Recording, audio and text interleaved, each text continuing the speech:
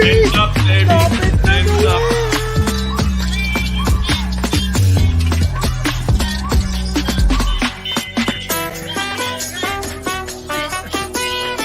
I swear, if a certain quarterback is mentioned in the comments, got my beers ready. I'm gonna crack it open. Or is it a Serbian kid? Serbian kid,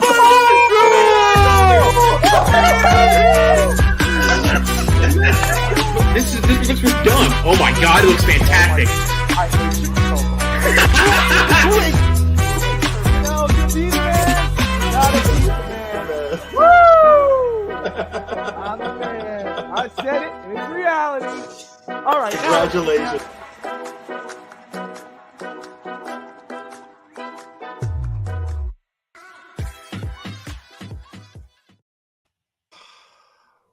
Hello, everybody. Welcome to Real Talk Fins Talk. I'm your host, Steve Malloy, and joining me tonight, as always, is my guest host, Rob Mosley, a.k.a. Dolphin Thirsty. And we got some special distinguished guests tonight. We got my brother-in-arms, Bret LaGasee from Huddle Up and Wait, who show will be following ours right after this one. I'll be trolling. And next to him, Looking we have the forward to it. famous troller with a Fins Talk Sports Network, Evan Posner from How are you Fins Bandwagon. How y'all doing tonight? I'm doing great, guys. How are you? Good. I'm good. It's gonna be weird good. seeing Evan and not reading Evan's, trolling. It's gonna be fun. It's gonna be But fun. I'm so excited. Yeah, but hey, Brett, Bobby sent you the text why I'm here, right? Right. Yep. You brought a tear to my eye last week. You brought a tear to my eye. All right. Wasn't the same without your trolling comments. I'll be there. This is really weird, man, having you guys on, man. You're my idols. Oh, I appreciate it. So You gotta raise anyway, the bar, Rob, what you got going on at DolphinThirsty.com? As always, everything Miami Dolphins related. Dolphins trivia question up. Today it's Trivia Tuesday on our site. So we got Miami Dolphins trivia. We got an article saying Fangio is the defensive coordinator, which I at least have a little edited blurb in there saying this is not an official deal yet. Right. So I did put a little edit in there. So, I may have to delete that whole thing, but it's all good. Anything Dolphins Hold all on, the Evan. time. I had a quick question though. Is one of your trivia questions which GM and which owner are the dumbest in Dolphins history? Because I feel like we should change the name of this show to Dumb and Dumber because this is getting ridiculous. I don't know about it. For general manager, Greer has a lot. We do have Tannenbaum, we have Jeff Ireland. So I don't know. That might be an almost impossible question to answer. I mean, who promoted him? Jeff Ireland and Bill Parcells, and then Tannenbaum promoted them again. We just keep going on this wheel. We just mediocrity. I know.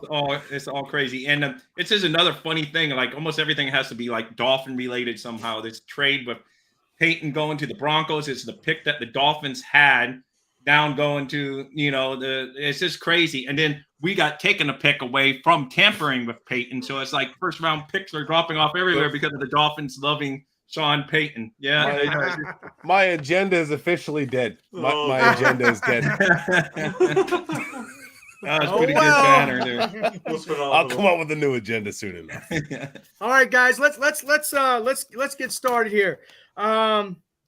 First off, I want to welcome everybody to the show tonight. Everybody that's out there in the chat, I welcome you. Thank you very much. We love you all. Just remember to hit that like button, subscribe, share with your friends, your families, your neighbors. I see you there. I see Ben. Thanks for joining. I see Mr. Santos. Adam is joined. Thank you all for joining us tonight. Tonight, we're going to talk offense. We're going to talk offense and a little more. First thing I want to talk about, though, basically is our offense. So there was four things that I thought that was holding the Miami Dolphins organization back. And the first one is still around, and that's our GM. He definitely is holding our organization back. In fact, in 7 years as the GM for the Miami Dolphins, Chris Grier has a 56-58 record, and he's 0-2 in playoffs. So that's one. Number two, Evan, you're going to like this. Tua Tagovailoa, our quarterback. Quarterback one is number two on the list for holding this organization back. Number 3, and we're still in limbo on our defensive coordinator, but I put defense and specifically linebackers. Number 4 on our list, I feel, and a lot of folks don't hold this position in a high regard. And if you look at the championship games that were played, you'll see that one of the most important positions on that field, other than quarterback, is running back. And I feel we need to upgrade at running back. We need a good thumper, bell cow running back. How do you guys feel about that? And we'll start with Rob first. How do you feel about the what's holding us back as far as Dolphins? Yeah, I think your list's pretty good. I would throw maybe offensive line still in there, Right. But overall, yeah, I mean, it's a pretty good list you came up with, Steve. I let them talk too, but yeah, overall, that's a pretty good list. But I would put offensive line and some other issues, but offensive line is what I will add and see if they have anything to add. All right, Mr. Bret, what's your take on the holding the Dolphins back? If you have any others to add, or if you like the list, what do you feel? Other than Stephen Ross and his crazy ways of doing everything, which can't fire an owner, so he must just move on from that. I don't want to say Tua's holding the organization back, but quarterback in general has been the linchpin since Marino retired. We have been through so many quarterbacks, and the list is not impressive whatsoever. And you see Ryan Tannehill is pretty much middle of the road kind of quarterback, but he was one of our best. And then Tua comes in, and everybody's like, well, he's better than Ryan Tannehill. Well, the bar is not set very high. So quarterback has been a problem. Coaching's been a problem. Talent evaluation, getting talent in and has been a major problem. You see Albert Wilson, Cedric Wilson, see like busts like that. Edmonds last year, they had to move on from him. They traded the 5th for Wilson. They just can't seem to get the right pieces because they don't seem to go do things with a plan. Cedric Wilson was an okay signing. Edmonds was an okay signing. Jeff Wilson was a decent trade for a 5th round pick. Yeah. Tyreek Hill was a good trade, but like it was still expensive. And then Bradley Chubb, I'm still on the fence about that trade. I mean, a lot of it is just the talent evaluation and the talent acquisition has been the problem. Now, Rob, you mentioned offensive line. I do agree. The offensive line has not been good enough. It was better. It wasn't the full issue, but the talent on the offensive line has been bad. And the guys that they get are just not dogs. They're not mean. They're not nasty. They're just pushovers. Back to the Philbin days. Like I want to go back to the bullies on the offensive line. That's what I want to see. And you see like these guys in San Francisco, just because they run that wide zone doesn't mean that they're just these small athletic guys. They're maulers. They will blow you off the ball. Like Trent Williams is mean and nasty. Look at Philadelphia's offensive line. That's what you want in the offensive line. Absolutely. I agree. Yeah, so that for me, it's just more of overall talent acquisition. And as far as the defense goes, defense was good down the stretch. Scoring defense was good enough down the stretch. What people don't realize is Boyer had to scheme to get guys home because Phillips can't win one-on-one. Bradley Chubb can win one-on-one, which I like, but there's guys who just aren't winning matchups one-on-one consistently enough. Wilkins does, but Wilkins does not do good in that system from that position as a pass rusher.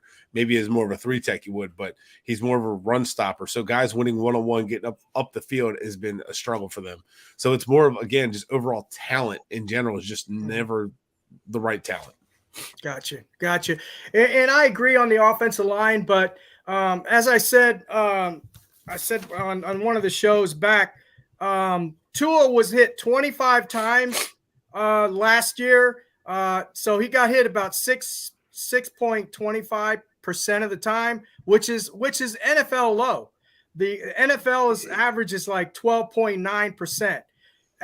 But he only got hit 25 times.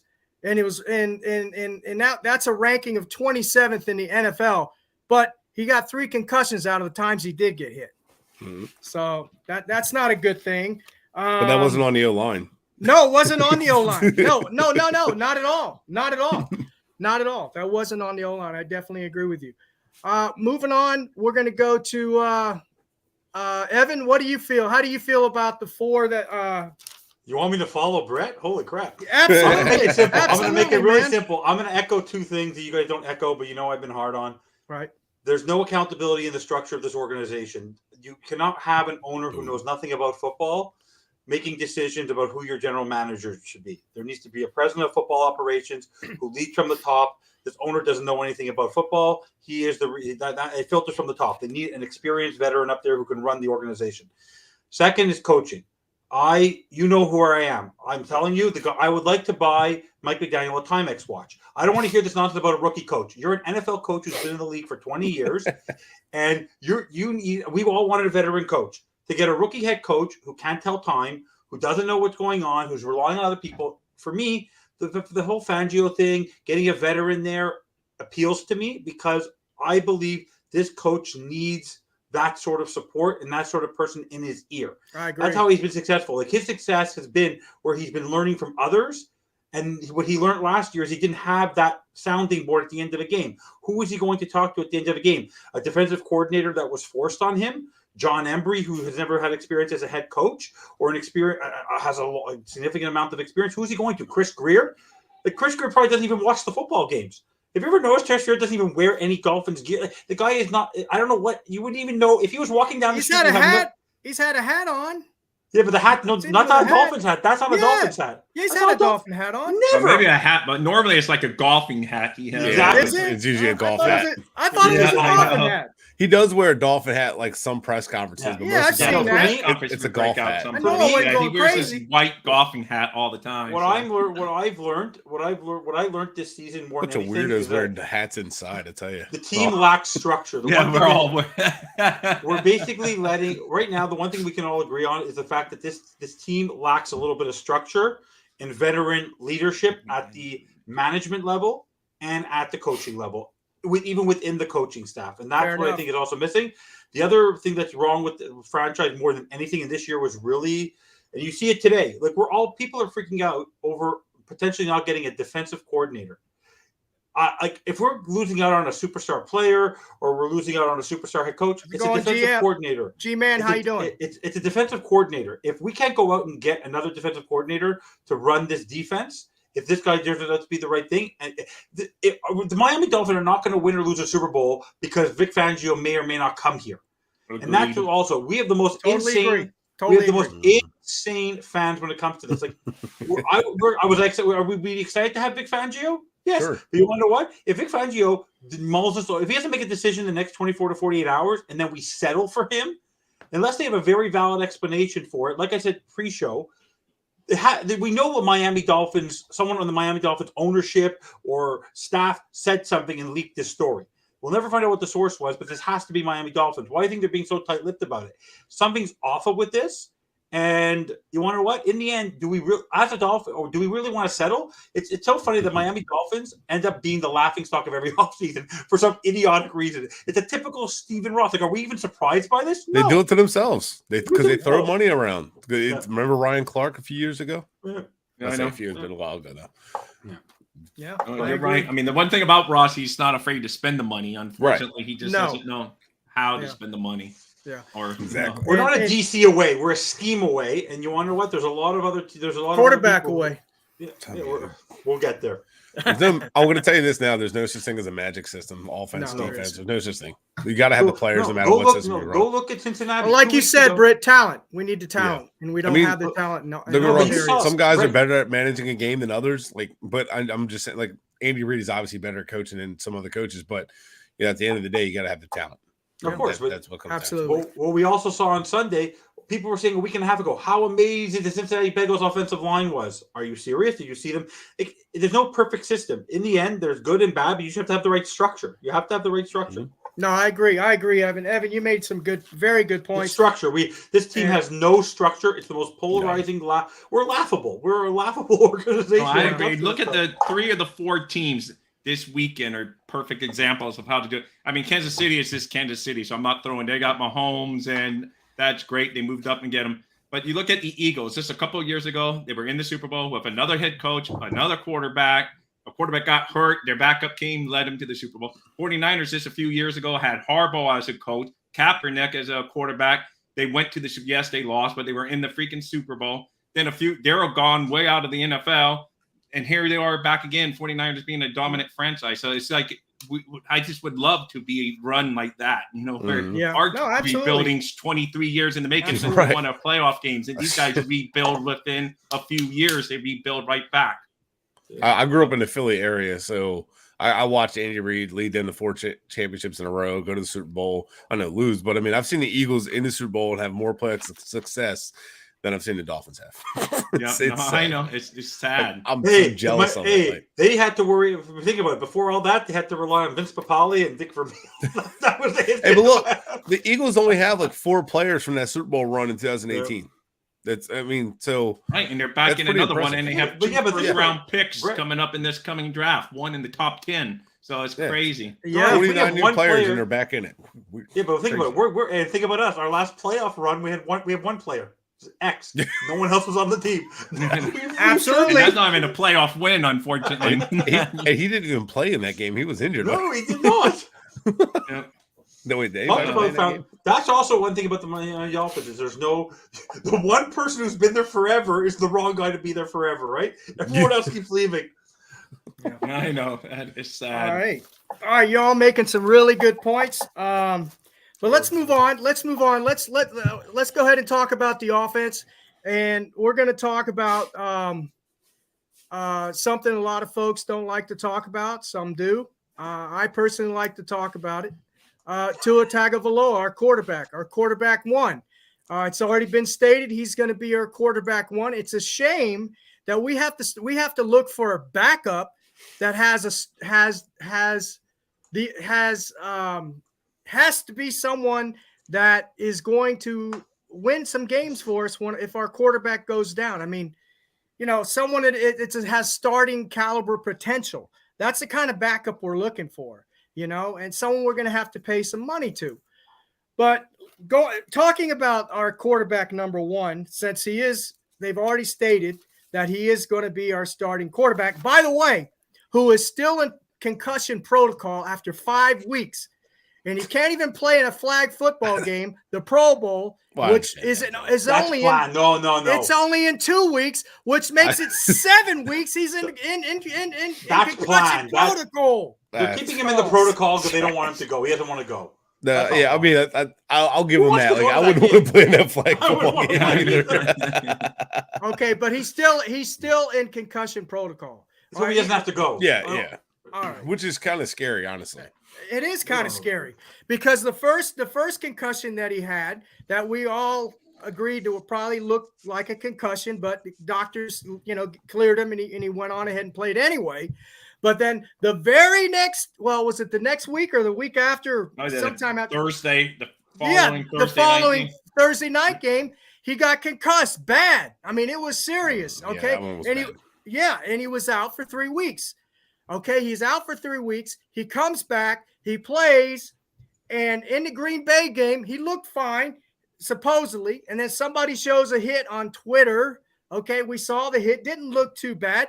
He comes in, then we hear the next day he couldn't even remember the plays or some of the plays. And this leads us to this point now. He's still on concussion protocol. So we're going with a quarterback who doctors said, he'll be fine. He's not going to, he's probably not, he's not susceptible to more concussions. That's baloney. I've had 4 concussions. That is baloney. Okay. And what's going to happen if we go along in the season and after the second or third game, he takes a hit, and now is he going to be out 4 weeks, 5 weeks, 6 weeks, 8 weeks? How long is he going to be out? Okay. So that's the point I'm making. But anyway, to go along with the evaluation. That was part of the evaluation was last year. We all said it on a network that it's part of the evaluation, not only his play, but his health. Availability. And availability. Is his Bingo. ability. His availability. Yeah, right. So that's all part of the evaluation, and he has failed on that part. Mm-hmm. All right. So what I got here is some stats. From last year, actually for Tua Tagovailoa, for games December through January. Okay, now this is a collective for all his 3 years, starting from his rookie year up until the point of last year. His record in December and January games is 7-7. His quarterback rating is 76.15. TDs 17, and he's had 14 interceptions. That's for games in December and January. And of course, we saw what happened this year. He played really well against the bad teams, or he played good in some and really well in others. But against the good teams, he lost 4 straight.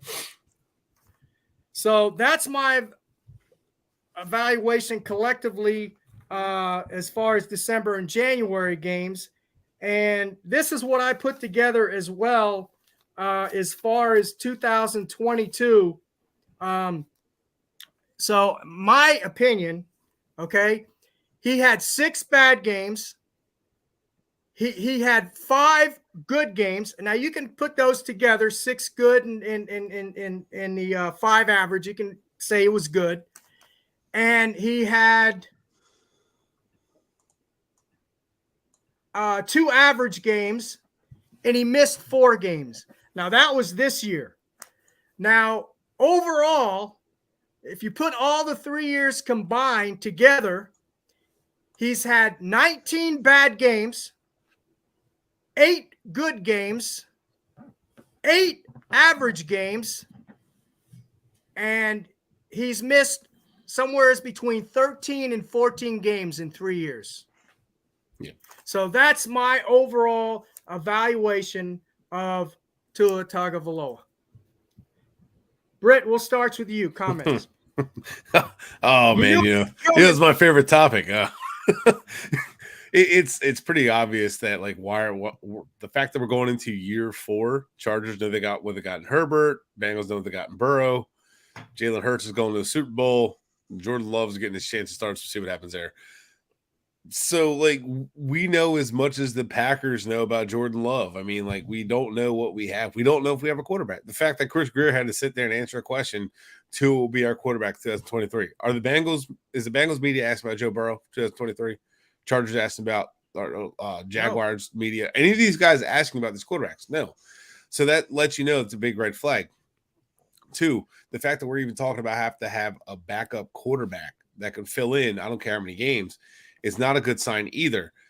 He did play well. He showed improvement. Yes, he throwing did. to the intermediate points of the field, throwing to his right, throwing to the middle, throwing to the deep, throwing 9 to 20 yards. He was terrible in 21. He did a lot better this year.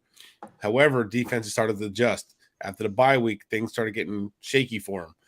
Lovie Smith figured something out in the second half. He started exposing that. They pulled him out of the game. Next game, falls flat against the Niners, falls flat against the Chargers, really bad. And the thing is, they didn't do anything unique that stopped them. All they did was drop the linebackers to take the angles away. Once the quick strikes were taken away and he had to ad lib, that's when he started to panic in the pocket. And that's when a lot of the injuries happened. That's what happened against the Bengals. That he had receivers open. He didn't want to take it. He wants the quick shots. He ran into trouble and ran into the concussion. That was his problem. Now, he had come off a decent game against Buffalo where he did his job. Sometimes that's all a quarterback needs to do is do his job. He only threw for 180 yards, but he did what he had to do and made a very nice play, which helped them win the game. Now, I still think the Dolphins were lucky to win that game, but the Bills were more stupid and lost the game, in my opinion, and undisciplined. But he made the plays that he needed to do, and just down the stretch, he just kind of fell apart. Against the Bills, it reminded me of his LSU game in college, where he wasn't terrible, but it was too little too late in a sense. And it wasn't enough when you needed it, but it was definitely better than we've seen him against the Bills in Buffalo before. However, it's just too much inconsistency.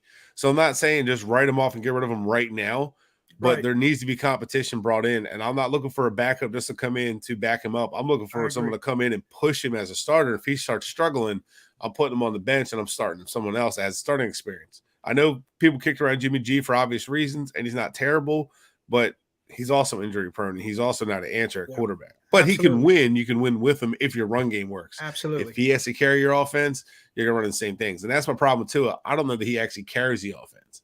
I think he needs to be carried because he wasn't doing this without Tyreek. No, I agree. Good points. And you're right. He had a good game against Buffalo. And you know what? He actually was having an excellent game against Green Bay Packers until he threw those 3 interceptions. Mm-hmm. He was having a decent game against the Green Bay Packers. And he did make some strides. He made some really good improvements here and there. Okay. Let me throw one more thing out. Sorry. Go ahead. So before I lose that thought, the Bills game, if they go 1-1 against the Chargers or the 49ers and the Chargers in that run, they can split those games and he doesn't have a terrible game against the Chargers. You can look at Buffalo game as an excellent game. Mm-hmm. It's just overall just being bad and worse and then playing good. It's just like too little too late through that road game stretch. And and then you go and do what you get hurt again in Green Bay. It's like, it's just not enough. No, I agree. And in the key you said also is consistent. He's not consistent. He just isn't. And we're out and you need that consistency out of a quarterback. Okay. Rob. Yeah. What's your take? Well, yeah, you're right. I mean, there's no debating the availability is an important factor with Tua, and that he's always injured and that you can't count on him. I agree with you guys there. He did show some signs of improvement this year when given the opportunity, but like you say, it's not consistent enough to be Bret said it perfect. No one in Cincinnati's asking him, and after the loss, no one asked him, "Oh, next year is Burrow's the guy?" Everyone knows, So you're right. So we're here, going to be going to year 4, and people are still asking if Tua's the guy. So obviously, that's not a good thing. And on the side track, I just want to thank G-Man and Adam. Both of you guys were in here. Thank you. You guys both came to my show this morning and helped me get over 100 subscribers on Dolphin Thirsty on YouTube. So thank you guys. But yeah, anyway, that's just like you said. I mean, there's no debating it. I mean, even the most ardent Tua lovers can't debate his availability, and it's just he's not available. So yes, you need someone again. You're gonna have to commit another big number on a cap team. Now, yes, the cap's gone up in the NFL. Yes, the Dolphins can make moves to get to the cap, but it's just like a lot of maneuvering. But then you got to factor in, because we paid Teddy Bridgewater $6 million last year to be a backup. So again, you're gonna have to commit a lot of money to the cap to a backup quarterback. When if you had your guy, you just have be able to put out to the offensive line, the linebackers, everything that you've said that we need to pay. But now we got to worry about paying a backup quarterback again. Anyway, I let Evan. No, good point. And before I get to Evan, and I'm not trying to shut you out of here, Evan. I just want to let everybody. Bobby's relaxing. It's kumbaya. No, listen, everybody. I want to let everybody know again. Thank you for joining tonight, G-Man, Finn's Tailgate Channel, Adam. If I missed anybody, I'm sorry, but I know you're all in there, and I appreciate you. Please like, subscribe, share with your friends, your families, your neighbors, and folks. We can't do this show without you. And we do this for you all too, for the Dolphin community. And look, I'm going to say this. I say this a lot of times on my show, and that's we may not agree on a lot of things, Dolphins, but there's one thing we do agree on is we are all Dolphin fans, so we can agree on that. Yeah, Evan, what's your take on? There you go. What's your take on what everybody's said as far as the Tua? Oh, you guys are all right. 100%. No comment. Come on, Evan. You got more than that, I'm sure. That is no fun. Yeah. It's a no fun league. Okay. Let's think about it like this. Let's be very, very clear. They're not bringing in a starter next year or bringing in competition because Tua is concussion prone. He got concussions this year. They're bringing him in because if he does get another bad concussion, he's probably never going to play again. Because if he gets another concussion early in the year, he's probably going to really rethink his livelihood. So they need and so therefore, if we're building a team that's built for the Super Bowl and built for the playoffs and adding key pieces, you can't just rely on the fact that you have a quarterback who has had a history of injuries going back to his last year in college. So let's be realistic about the fact that we're not bringing in because of the fact that Tua may not be able to perform at a high level. We saw this year that in this offense that Mike McDaniel was able to build, that he was able to build around the system. We easily saw that when Tua wasn't in the lineup, Mike McDaniel didn't know how to design an offense. It wasn't working. He needed Tua there. It's very, very clear. He built the offense around him. That was why I've been very hard on Mike McDaniel. part of the reason why part of the reason why we're harder on Tua this year than we were last is because of the coach. The coach built him up so much, and then the moment that he wasn't in there, the team struggled. So the team was built we become too reliant on Tua, but that's another, again, a foundational structural issue of the Miami Dolphins. We sign injured players. We sign players that are coming off injuries. We don't bring in the right backups every year. We don't bring in the right players at different spots. It is that's just the reality of it. Let's just remember, I don't care how bad you think he was. It's not in a system, whether you're a system quarterback or not. He did finish with the highest passer rating in the league, and he's still a winning record quarterback. Okay, the guy is still, even if his career ended this year, and his last season was not a terrible season for him. Did he have moments because he got concussed? Yes, but he did also fit into the structure of the system that the coach built around him. So for me, Tua did improve this year. His number one problem, which I've been hard on him about, he got injured not because of his offensive line. It's because he likes to play hero ball. Yeah, true. And he's hard-headed and he's stubborn, and that's what's going to end his career. It's not the fact that someone's not going to build the right system, or he doesn't have the right arm, or he doesn't know how to. It's the fact that he's so goddamn stubborn that he has to play within his means. He's not a big guy. He's not a fast guy. He's not super athletic. He's a kind of a guy where I compare him not to the skill level yet of a Drew Brees after 3 years. After 3 years, Drew Brees was thrown to the curb because of injury concerns in San Diego. And then we didn't want him because of injury concerns, and we took good old Dante Culpepper. Don't we regret that? So Let's see what happens if we add another piece or two to the offensive line, add a proper running game. Let's see what goes on next year with him. I got one question for you, Evan. Huh? I got one question for you. Go for it. So I know you said McDaniel didn't. Is it maybe up above we don't put a quarterback that's complementary to our starting quarterback, like can do the same skill set and be able to run the same playbook? I don't think we had. I don't know if Teddy can do the same thing. Like I say, it's a whole different. But that's not the reason why. Okay, let's be very clear. Brett hasn't been on a show with me all year, since the end of the year. Yeah, I'm hard on Mike McDaniel because Mike McDaniel learned this year, unlike a Doug Peterson or another he was so focused on being. He was so stuck in his ways. He was, as the infamous founder of this network, he was a prisoner of the passing game. He was a prisoner of his own stubbornness. He never adjusted. That's our number one problem of the Miami Dolphins. They don't adjust to changes. And that was our head coach too. I told you, it's the pheromones in the head coaching office. It didn't matter if it was Flo who couldn't figure out the offense. It wasn't McDaniel who couldn't adjust to another quarterback or focus on improving the special teams of the defense. The overall aspect, it's a fundamental structural problem. The Tua problem is not an overall quarterback problem. It's a Miami Dolphins disease of the fact that they cannot solidify themselves with key pieces. Think about this.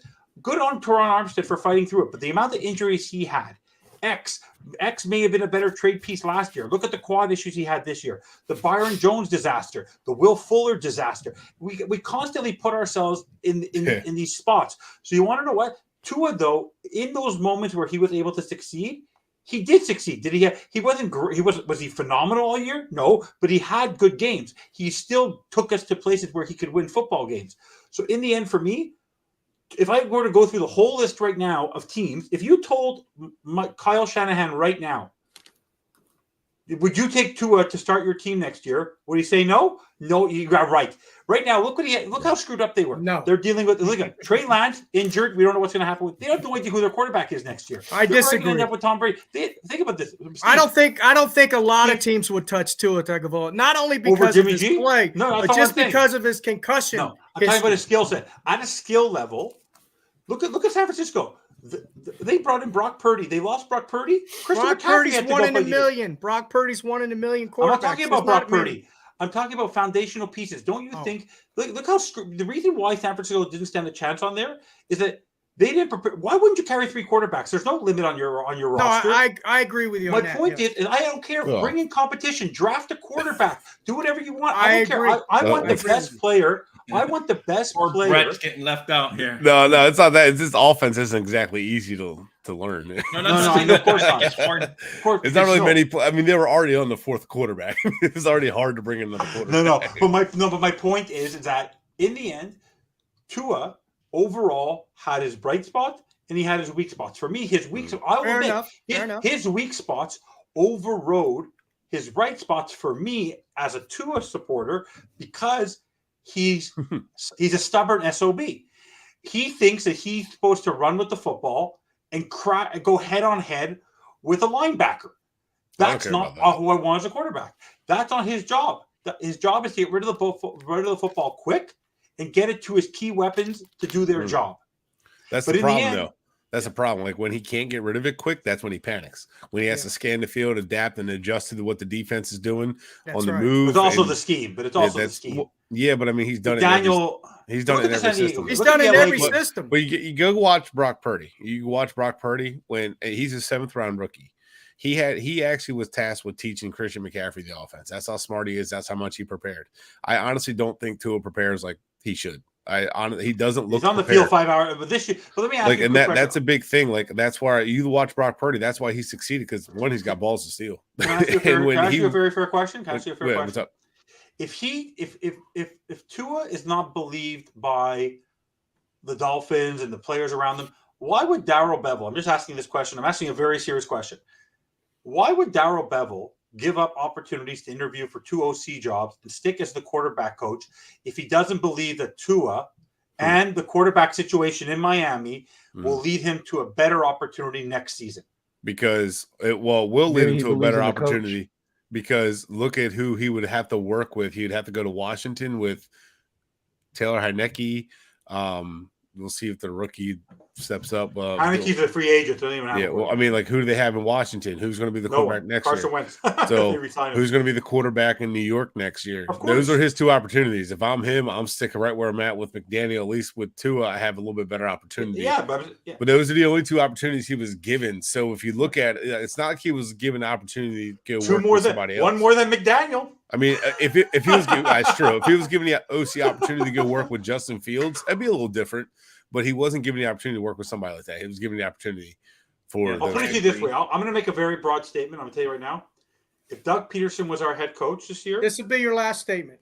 If Doug Peterson was our head coach this year, as an example, a veteran head coach, it sounds crazy. I doubt Tua gets concussed again, because Mike McDaniel was more Tua's BFF than he was as head coach. No, I agree with you on that for sure. No, you're probably right on that.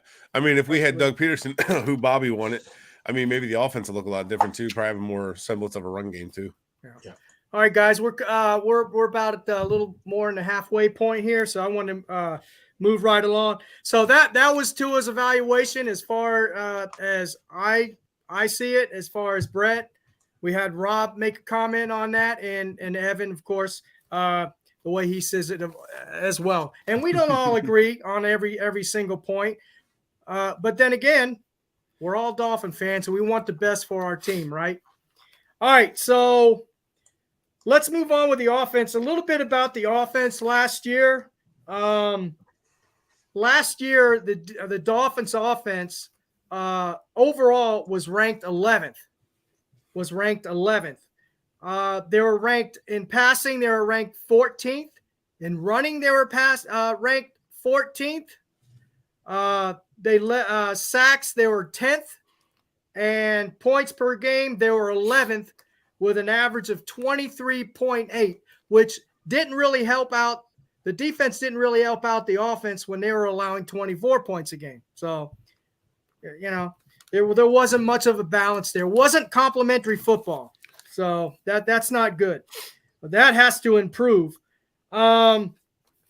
So let's talk about our needs. Okay, let's talk about our needs for this up and coming year. Well, the GM is here to stay, so that's at least for this year. Yeah. Quarterback. Of course, we all know that Tua Tagovailoa is going to be our starting quarterback. They already said that. They put their livelihoods on it. So we're going to go with that and say that he's going to be our starting quarterback. Still, it's a need. Okay, it's a need that we've got to find the best available quality backup starting caliber quarterback, which is going to cost us money. Another need, again, we've talked about is running back. We know Saquon Barkley's out there. I know Bret has talked about Kareem Hunt. I mean, there's other options as well. Tight end is another big need that we have. Yeah, it has been a need. and then of course, we need offensive linemen. Now look, do we have to go and make a big splash and get an all-pro offensive lineman like a Terran Armstead? No, I don't think so. I think we need to get some depth. We need some good quality depth. And I'm going to go down the free agents that we have on offense this year. You guys just chime in, anytime you want, and I'll stop and we can talk about that. But anyway, let's start with the quarterbacks. Teddy Bridgewater. Bye-bye. Okay.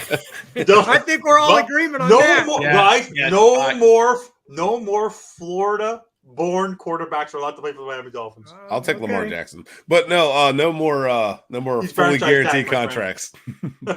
Hey, we can get him too. There's a way around that. Hey, anyway, Florida-born. all right, Savon Ahmed. Yeah, I'll bring him back. He's a restricted free agent, but you can bring him back cheap. Depth. Miles Gaskin. See ya. Yeah. Keep him. No, bye-bye. Have a nice day. Okay, I agree. John Lovett, fullback. Goodbye. Bye. Yeah, love it. Okay. No, yeah. All right, then we got our two running backs, Mostert and Wilson. Who do we bring back, or do we keep them both? I keep Mostert and draft a running back. It depends. Wilson doesn't have really good hands, but Wilson runs with more power and burst. Mostert's good, but they're both on a pitch count, so I'd say bring them both back at a cheap enough deal. Yeah, that's what I say. Both. I agree. Bring them both back. I would bring back both if it makes sense, but if they can get someone in the deals, yes. If Greer actually has a lobotomy and actually drafts a running back in the second round, that's worth it. Then you don't need to bring back both. I think he's going to wait till after the draft for sure. Honestly, welcome, Cap. If it was up to me, I would draft a quarterback in the second round. If they're really serious about a Super Bowl contending team, draft a freaking good quarterback in the second round and have them compete with Tua and Skylar Thompson or whoever else. How many young you really think quarterbacks do you want on Greer's this going to team? find a good quarterback in the second round? I don't know. Draft the quarterback every year until you have one. Yeah, I agree. And then you keep drafting quarterback. And don't draft the seventh. And not draft a seventh round quarterback. No, you draft in the second round. If you draft this year, the hell with this draft in the seventh round quarterback. Come on, man. Jimmy Garoppolo was drafted in the second round. Compete with Tua. What are you scared of? What are they scared of? Oh, fired up. I'm fired up. Jimmy Garoppolo was drafted in the second round with Tom Brady there, and they traded him. What happened? You always got trade value. I don't know. Okay. All I can say is no wonder Canadians are so much fun. All right, moving on. So we're both in agreement that we keep Jeff Wilson and no, I'm not.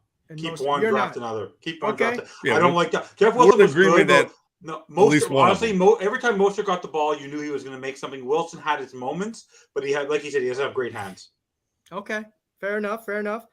I can agree I'm with a big both fan of of you Mostert. I'm a on big that. fan of Mostert. Yeah, I like Mostert too. Yeah, me too. If we're gonna keep one, I would love I to keep keep Mostert. Mostert. That's just me. Okay. keep Wilson. He's younger. Most But of you're us- gonna go draft. No, I'm is thinking he if you go, younger? I think would go draft right. I think go. Yeah, Wilson is younger. You got a good Yeah. point too. Yeah. Tight end, Jaceki. I would say Peace, but I have this. He's Has out. had him and Durham Smythe are everywhere. Every single day they're posting. Those two are like, watch this. He might just say, "Give me $10 million again. I'll stay in Miami." Brother. Him and Durham Smythe can go to another team. Me too, both. Both, but I'm just telling you. honestly, he's not a fit, and he's going to. I think we're going to keep Smythe, right? If that six, Yeah. if that 6'7" Georgia tight end is there in the second round, you go get him and you say thank you. I need an all-around tight end. I like Gesicki, but not in this offense. Yeah, I like it I all agree. around too. Because Hey, we need to get paid by someone. isn't what's the guy played for Cincinnati? Hayden Hurst. Hayden Is he a free agent this year? Yeah, he's a free agent. Yeah. But he has injury concerns. Oh, never mind. Greer will love him. There you go. True, very true. Yeah. Okay. We also have Adam Shareem. He's already off the Shaheem? team. He's already off the team. He's already off Yeah, the team. he's off Okay. the team. He's still under Uh, contract though. So Gotcha. Wide receivers. We got River Craycraft and Trent Sherfield. I'll bring them both back, or I one of would them back too. at least. Yeah, they're good depth pieces, and I they're trade affordable. Cedric Wilson though. Yeah, absolutely. Yeah, for sure. But sure. yeah, I'd like them both. I think they both did the dirty work and did the tough. I think they're guys you keep on a roster, and they play special teams. They Sure. block. They They keep good blockers. Yeah, Yeah. I keep them absolutely. around, and they don't Yeah. cost much. Yeah, I keep them around all day. Yeah. Did somebody say Cap for Life was on here? Yep. Yeah, he's on. Hey, Cap, how you doing, brother? Thanks for joining us. I see Paul Yang. I haven't seen you on here before. Thank you. And Mr. Finisher, thank you for joining us tonight. Appreciate it. And, of course, Fans in Mr. 74. Santos. I'm jealous. Moving on. Oh, our punter, Morstead. Bring him Re-sign. back. Bring him back. Phenomenal. Yeah, he's For good. sure. Definitely bring. He him was back. the only bright spot in the special. I'm teams. not He was. for like overpaying kickers and stuff, but I mean, He did his job. you don't need a kicker until you realize you need a kicker. So a kicker's not a problem until they screw up. So I'm all about it. I agree. Okay, here's O-line. We got Jerron Christian. Actually, I'd bring him back. Would you? I don't know much because about he him. has some upside, and he wouldn't cost much. I mean, Is he a young guy? yeah, he's a younger guy. He's got Did some he take a upside. snap this year? Huh? Did he take a snap? I think he did the last game for like 1 or 2 plays. But no, Okay. I'd actually hang on to him just for upside, practice squad, camp body kind of Right. thing. Oh, Future he was probably on the contracts fourth. guy. He was probably on the field during the 4th and 1 play. Yeah, probably. He might have been. But I keep young guys like that around for inexpensive and camp bodies. Makes Yeah. sense. By the way, as honor of the Finch Talk Network, I'm buying each one of us before next season Timex watches, so we can keep time during the games. Wow, thanks. I'm gonna hold you to that because I need a watch. I'm actually not kidding. Okay. I'm dead serious. Michael Dieter Gone. gone. Yeah. Not even for Couldn't find- depth. He couldn't even earn. He couldn't even earn. He the didn't guard. even play this year, did he? At all? No. Not much. I think he had a was couple. he's a guard. He was drafted as a guard. And Right. He couldn't even get the left guard spot. They kept him as a backup at center. It was Yeah, ridiculous. and even when Eichenberg went down, they shuffled the offensive line around. He couldn't even Yeah, I get on couldn't the field. understand that. So Yeah. Done. Yeah, you're Yeah. right. Done. You're right. Done. Okay, how about Eric Fisher?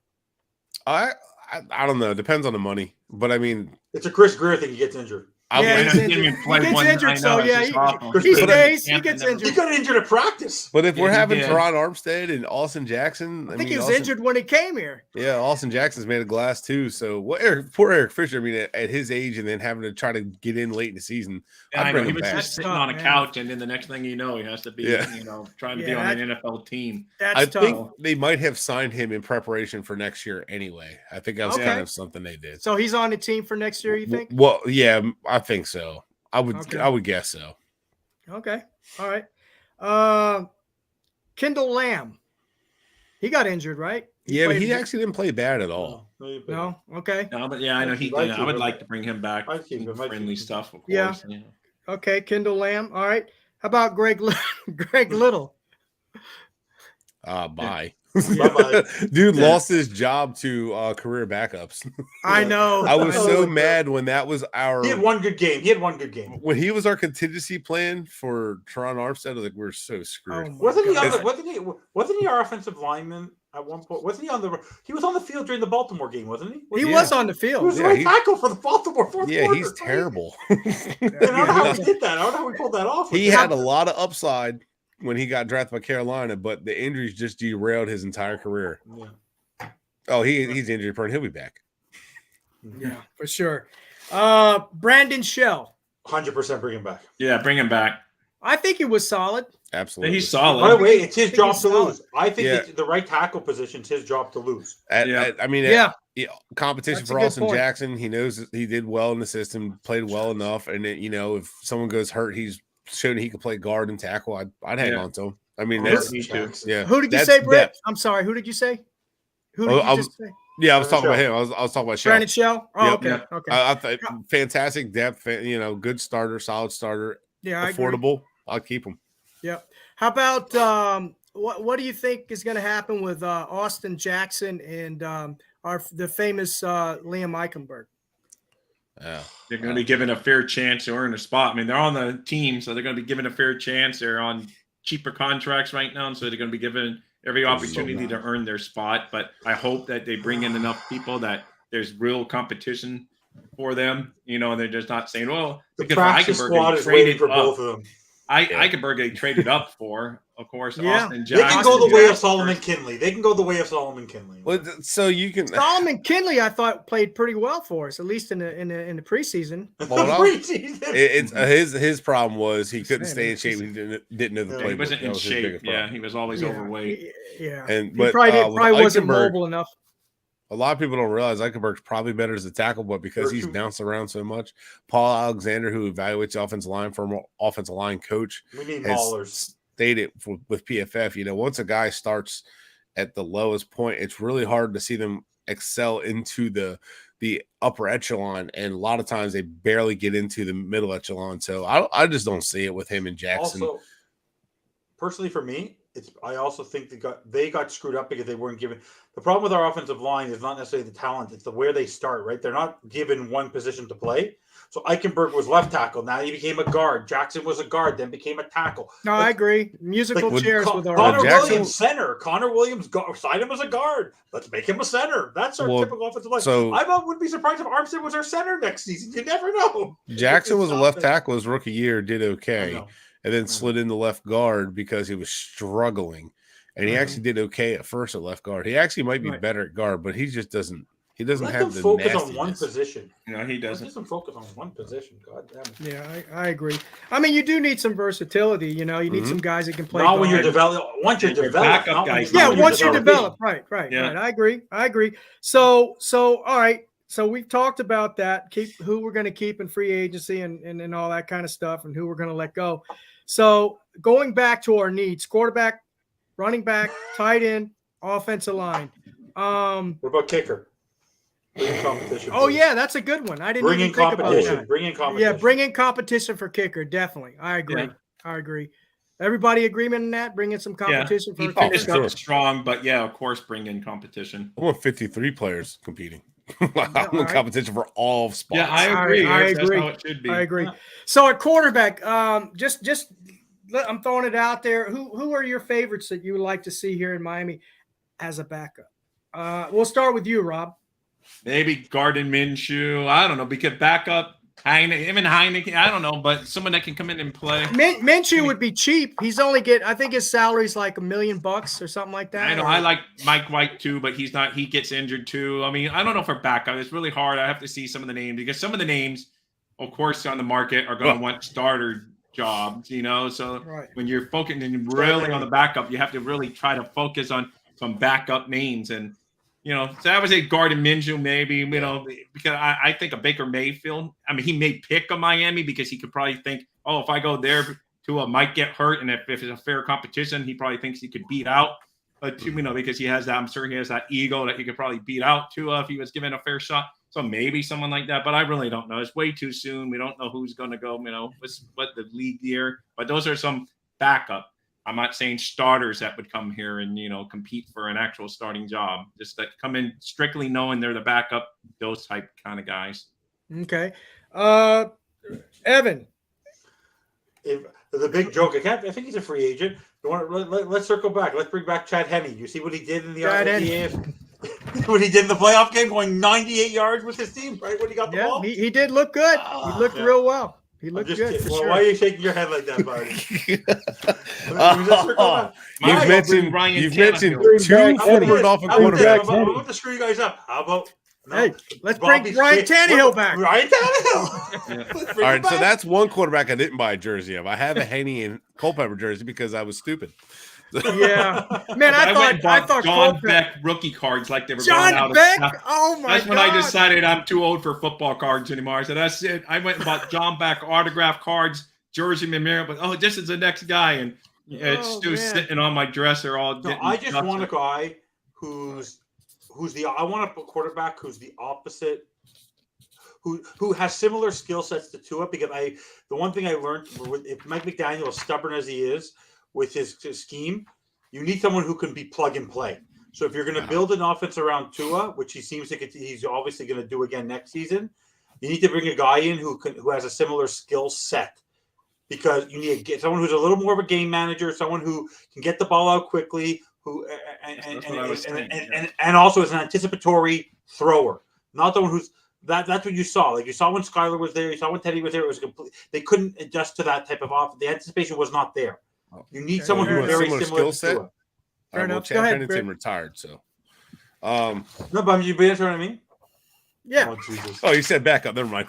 So honestly, the idea of Jimmy G kind of makes sense. I get it. Someone who knows the system, a veteran. He was willing to step in as a backup, and then he got to play.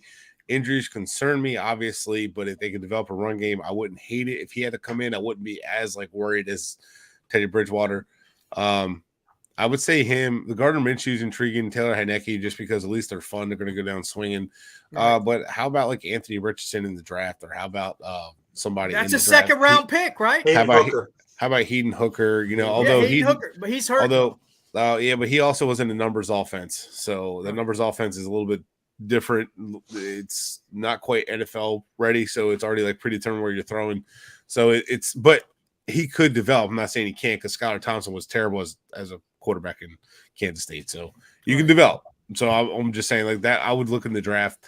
I would actually go in the draft and look at free agency. Another option is not a very popular one, is look at trading for Derek Carr, but that'd be an expensive backup. Yeah, So I was don't thinking really of like that Derek one too Carr much. too, but you're right. He's gonna demand a lot of monies for sure. Yeah, so that would For sure. cost too much. Yeah, I agree. Like and subscribe, everyone. Like and subscribe to the network. Yes. And Yes, make sure sir. you watch Bret here in a couple minutes when we sign off. Exactly. He will be there. Who are I'm you gonna with catch tonight? you up on all the NFL news and all the drama with Fangio. So who's your co-host tonight? Is it your regular co-host, the Nope, it's Packers Dave fan? Stager, and he's got himself a guest from the Chargers wire, so it's going to be a fun night. Nice. I'm sure he's not going to be biased against the Chiefs at all when we pick. All right, so since Yeah, exactly. since we're running short of time here, real quick, because we want to allow Bret to go and get prepared for his show tonight. Immediately following this one, huddle up and wait. Let's talk about the tight end real quick. Any suggestions? Any ideas on tight ends? Draft. Yeah, draft. Draft Fabian Moreau or Irv Smith. Those are good options. How about the guy? What's his name? Washington, is it? Big dude from. You talk about the one from Georgia? Yeah, Georgia. Yeah. He might be a lot of hype, but he might not be a bad option either, though. He's a big dude. He could be a blocker, I guess. I don't know. Mm-hmm. But he's more. I mean, we don't. He's like an offensive lineman, that guy. Yeah, exactly. That's what we He's need. kind of like Jermaine Wiggins back in the day. Okay, gotcha. Or Algie Crumpler. Yeah. Hey guys, this has really been fun tonight. It's been a pleasure. Thank you. It's been an honor for to having be me. with you guys. Oh yeah, anytime, man. I know Evan's probably going to join us again. Always like Evan's comments and his thoughts. And of course you too, Bret. I appreciate it. And Sir. Rob, of course, my co-host. And don't forget to turn on his show, Dolphins Daily every morning. Rob, go ahead. You tell him real quick before we. It's 10 a.m. every morning for the most part, other than when life gets in the way. 10 a.m. and it's all good stuff, all fun. We're growing there. We don't have the big thousands of followers like Evan Posner has on his shows, but we're growing. We're growing day by day. And I would like to thank today Paul for coming in here. I saw him, and we didn't really get to some of his comments. Oh yeah, Paul, G-Man. Adam, like I said, all you guys, fins up to all of you. Thank you. Make sure you hit that like button. Yeah, absolutely. Please hit that like button, share, subscribe. We're trying to reach 1,000 here, guys. And so again, we appreciate you. We love you all. Guys, again, thank you very much for coming up on the show tonight. I appreciate it. And as always, Dolphins #1, baby! Dolphins #1!